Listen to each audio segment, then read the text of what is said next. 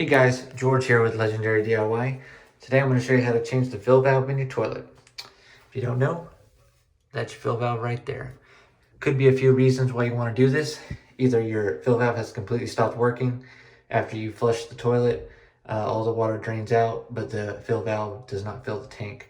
Or your fill valve is just constantly running, even after it has reached the appropriate level, it just continues to run. Could be a reason why you want to change it. The reason I'm changing mine out today is because I just installed this toilet. It's about a month old, and every so often when you flush the toilet, the tank will drain, flush the toilet just fine, and then the fill valve is just stuck. It won't fill, and you have to tap it to get it to fill. So I'm just going to go ahead and change it out, and I figured I'd show you guys how to do it. So what you're going to need to change out your fill valve is obviously a new one right there, a pair of channel locks, and either a catch bucket or a sponge. Catch bucket and the sponge is to get the water out of the tank, so you can change out the fill valve. So first thing we're going to do is we're going to come to the shutoff valve and we're going to turn it off.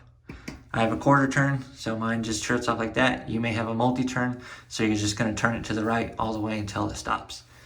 Next thing we're going to do is we're going to flush the tank, get out all the excess water, and just kind of hold it until it all drains out.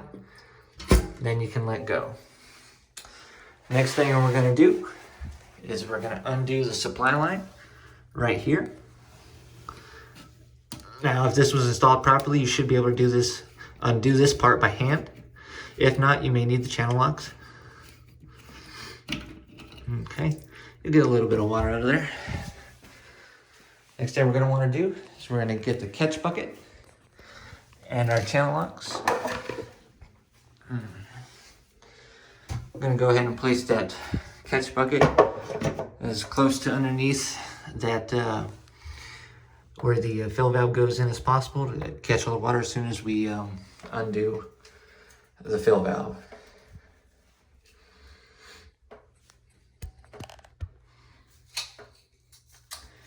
So this is the part where you're going to need your channel locks, because when they come from the factory, that nut that holds down the fill valve is actually pretty tight.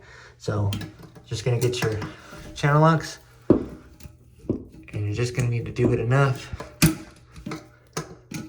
to get it loose so that you can undo it by hand. Okay. So let that drop down, and you can now pull out the fill valve.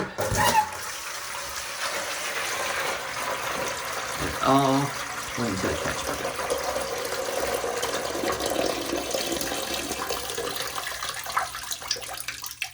Man, my bucket was almost too small.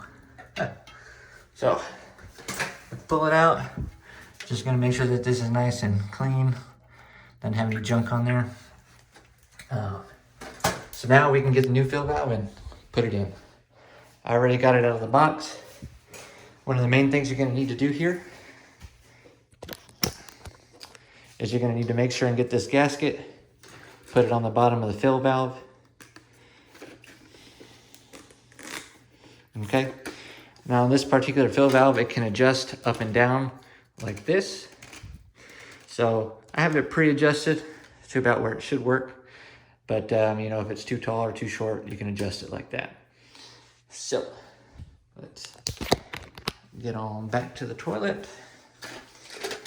You're just going to place it in like so. And so the critical thing here is you want to make sure this top part here is above the fill tube, okay? That's a critical part to not have any cross-contamination there. It needs to be above that fill port. If for some reason the fill valve does fail and it's constantly running and filling, the water will go through here instead of going all the way up here and getting into this device here.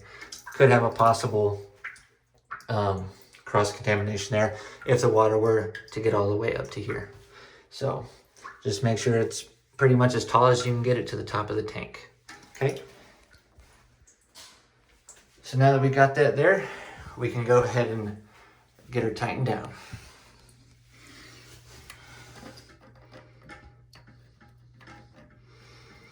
Now when you're going back to put in the new fill valve, this only needs to be hand tight.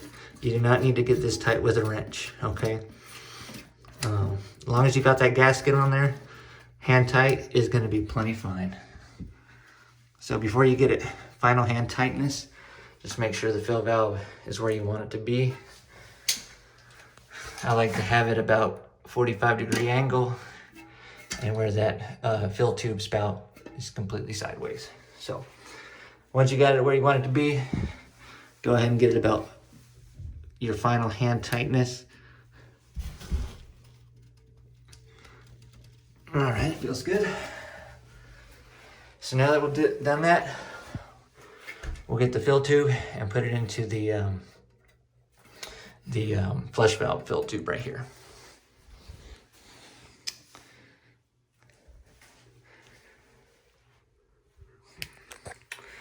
So this just slips on there like so. Just kind of give it a little bit of a twist. And you just want to make sure you get it all the way past that barb. Okay, and then this part just clips in right here.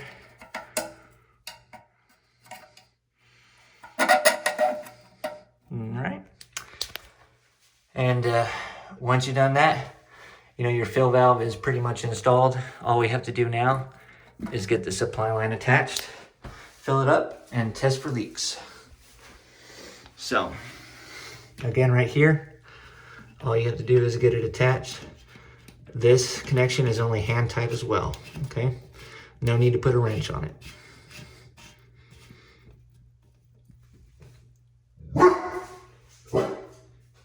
Okay. So we'll just give everything one final eyeball before we turn the water back on. And then once you've done all that, you can turn the water back on.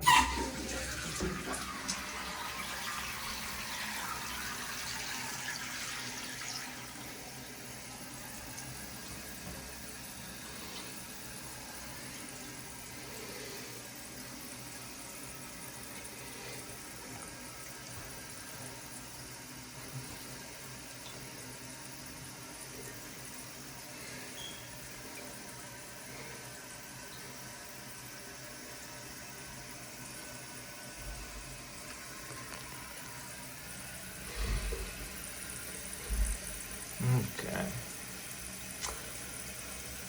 So once this is done and you get it filled back up, we're just gonna have to make one final adjustment to the fill valve to make sure we get the water level to about here-ish.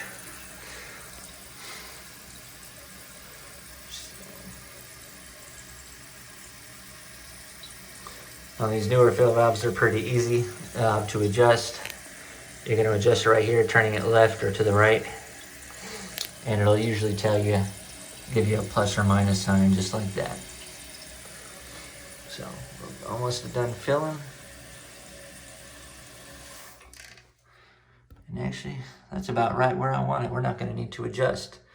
But like I said, should you need to adjust, you're just gonna turn this to the left or right to raise the tank level up or down. So, let's give it a test flush. All right. Sounds good to me. So with that, we're gonna do one final check. We're just gonna make sure we're not leaking down here at the supply line or where the tank attaches. So we just wanna look here, make sure there's no water coming from here, no water here, and no water coming from here. So we're looking pretty good. I think I'm gonna call this a good installation. Should you have any comments or questions, feel free to leave them in the comments section. And, have a good rest of your day.